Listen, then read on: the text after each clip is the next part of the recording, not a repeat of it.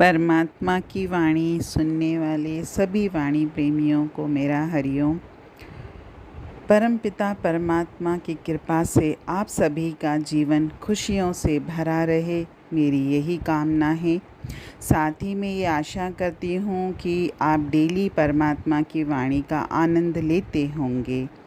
आप सबसे एक हम्बल रिक्वेस्ट है कि अगर चैनल पर डेली वाणी आ रही है तो अपने जीवन के कार्यों में से थोड़ा सा समय निकाल कर डेली वाणी का आनंद ज़रूर लिया करिए। जैसे कल भी वाणी में मैंने बोला था कि सत्संग वाणी से हमारे मन में परमात्मा के प्रति प्रेम और विश्वास बढ़ता है। परमात्मा से प्रेम सभी करते हैं। इस संसार में एक भी हृदय ऐसा नहीं है जिसमें उसका प्रेम न हो। सभी उससे प्रेम करते हैं, किसी न किसी रूप में, किसी न किसी तरीके से। लेकिन आज के दौर में जब हमारा जीवन इतना व्यस्त हो गया है, न जाने हमारे जीवन में कितने कार्य बढ़ गए हैं, तो कई बार कोशिश करके भी हम उसके लिए समय नहीं निकाल पाते हैं।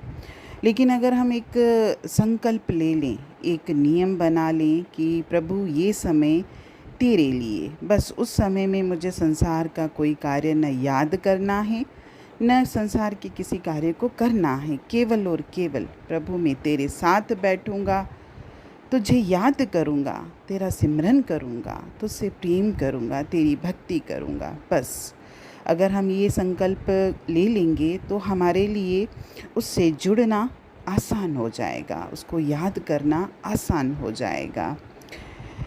वैसे भी जीवन जो इस समय का हमारा चल रहा है, हर मनुष्य अंदर से बहुत खाली है, अशांत है।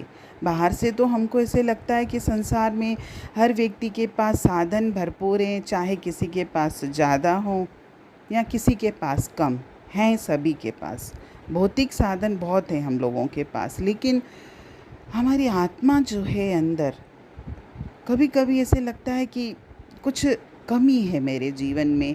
और ये कमी इसलिए हमको लगती है कि हमने अपनी आत्मा के कर्तव्य को भुला दिया है। मैं अपने मन और इंद्रियों का गुलाम बन गया हूँ। मेरे मन और इंद्रियाँ जो चाहते हैं मैं वो सब अपने जीवन में करता हूँ, लेकिन मेरी आत्मा अपने परमात्मा को चाहती है। मेरी आत्मा अपने परमात्मा से प्रेम करती है। लेकिन हम कभी कभी अपने आत्मा के इस कर्तव्य को भूल जाते हैं और हमको इस कर्तव्य को भुलाना नहीं है। आज की वाणी में एक छोटी सी कहानी है और सत्य कहानी है कि एक बार एक अमीर व्यक्ति के पास एक नौजवान भीख मांगने गया। उसने कहा कि मैं बहुत गरीब हूँ और ईश्वर ने मुझे कुछ भी नहीं दिया है। आपके पास बहुत कुछ है, भगवान ने आपको तो बहुत कुछ दिया है, तो दया करके मुझको कुछ पैसे दे दो।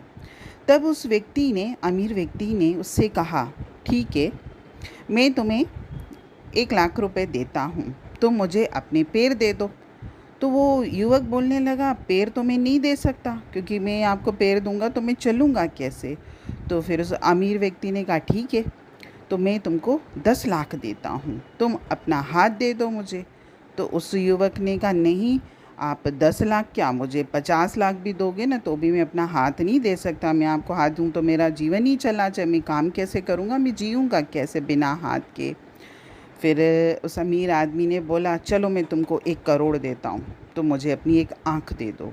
तो उस युवक ने बोला, भाई आँखें आपको दे दूँगा तो मैं देखूँगा कैसे, मेरा तो सारा जीवन ही बर्बाद हो जाएगा, मैं आँखें भी नहीं दे सकता।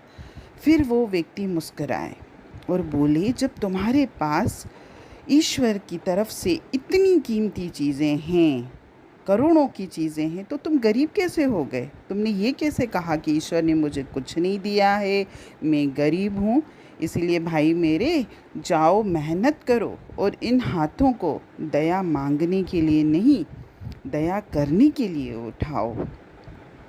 और इस छोटी सी कहानी का सार यही था कि परमात्मा ने हमको अनमोल ये देह दी है और हमारा जीवन जो है कर्म प्रधान जीवन है।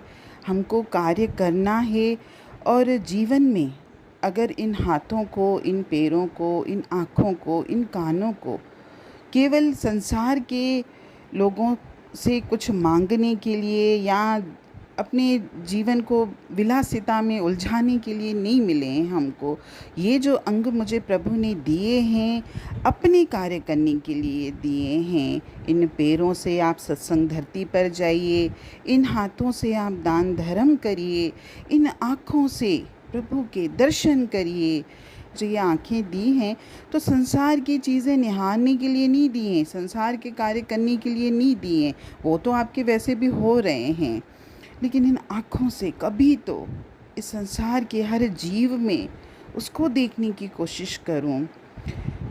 जीवन में हर व्यक्ति ये कोशिश करे कि प्रभु ने अगर मुझे इतना अनमोल मनुष्य जन्म दिया है तो मैं इसका क्या उपयोग कर रहा हूँ, और जब मेरी ये देह छूटेगी, जब मैं परम पिता परमात्मा तेरे पास आऊँ, तब मैं इतनी खुशी से तेरे पास आऊँ और मुझे बिल्कुल भी इस चीज़ का मलाल नहीं हो कि प्रभु मैंने अपने अनमोल मनुष्य जन्म को ऐसे व्यर्थ बर्बाद कर दिया। हरिओम।